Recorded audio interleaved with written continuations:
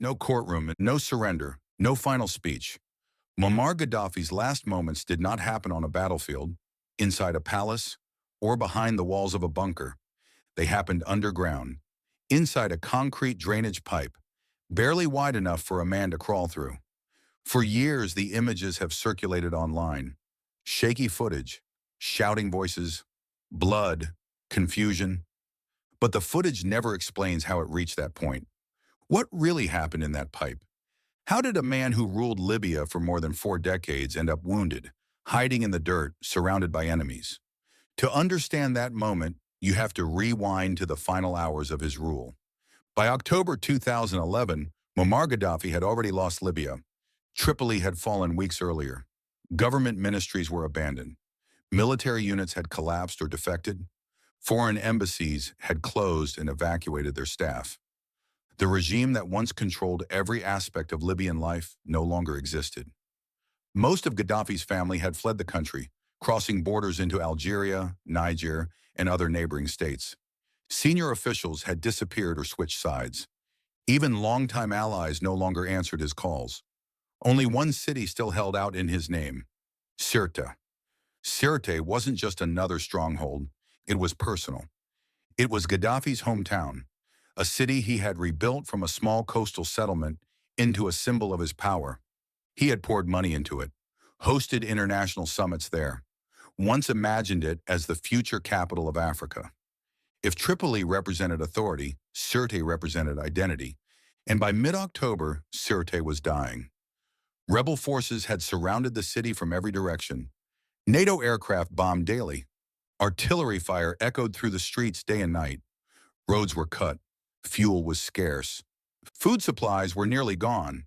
There was no electricity, no running water. Hospitals were overwhelmed and under-equipped. Entire neighborhoods had been reduced to rubble. Inside the ruins, Gaddafi was no longer ruling. He was hiding. For weeks, he moved constantly between abandoned houses, unfinished buildings, and underground bunkers. He avoided windows, avoided open streets, avoided cameras at all costs.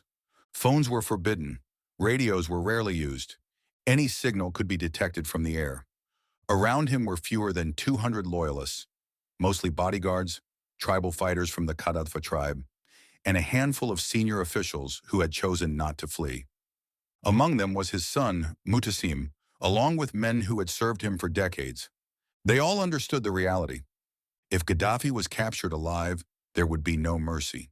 If he was cornered, there would be no trial. Sirte would fall, and when it did, Gaddafi would not survive it. On the night of October 19th, a decision was made. Gaddafi would try to escape. It was a desperate plan, but it was the last option left. A convoy of more than 50 vehicles would attempt to break out of Sirte under cover of darkness. Pickup trucks, sport utility vehicles, some fitted with mounted machine guns. The destination wasn't fixed. Possibly Saba, deep in the desert. From there, maybe Niger, maybe Algeria. Anywhere but Sirte. Late that night, the convoy assembled quietly among the ruins. No headlights, no radios, no electronic signals. Engines were started carefully. Men whispered. Weapons were checked one last time. They began moving slowly through shattered streets, hugging buildings and debris, hoping to reach open desert before sunrise. What Gaddafi didn't know was that the sky had been watching Sirte for weeks. Surveillance aircraft and drones circled constantly. Analysts weren't looking for faces. They were looking for movement. Sirte was mostly dead. No civilian traffic, no normal convoys. So when heat signatures suddenly appeared, dozens of vehicles moving together, it stood out instantly. In the early morning hours of October 20th, the convoy was detected as it reached the western edge of the city. That was enough. The attack came without warning. A missile struck the front of the convoy, destroying the lead vehicle instantly. Moments later, bombs hit the rear. The convoy was trapped. Vehicles exploded. Others crashed into each other as drivers panicked. Men jumped out and ran as flames spread across the road. Within minutes, the escape plan collapsed into chaos. Dozens were killed on the spot. The survivors scattered in every direction. Gaddafi survived the airstrike. Wounded, disoriented, and bleeding, he fled on foot with a small group of guards and companions. They ran across open ground, away from the burning vehicles, toward unfinished buildings near the highway. There was no destination, only the instinct to disappear. Some guards shouted. Others pulled him forward by the arm. Then someone saw it, a large concrete drainage pipe beneath the road. It wasn't a bunker. It wasn't prepared. It was simply the closest place to hide. Gaddafi crawled inside. The pipe was narrow, dark, and filthy, barely 4 feet wide. Cold concrete beneath him, stagnant water and debris lining the floor. The air was heavy and damp. Every sound echoed. Inside, there was no plan, no escape route, no protection, just darkness. Gaddafi was badly injured. His clothes were torn and soaked with blood. Shrapnel from the airstrike had cut into his body. Breathing was painful. Moving was worse. Around him were a handful of survivors, equally shaken, equally desperate. They waited, listening, holding their breath whenever footsteps passed above. For the first time in decades, Gaddafi had no control over what would happen next. Above ground, rebel fighters were already closing in. They had followed the convoy's path and seen smoke rising into the sky. Destroyed vehicles confirmed what they hoped. Gaddafi had been there. As they searched the area, something caught their attention. Blood, footprints, a trail leading away from the road.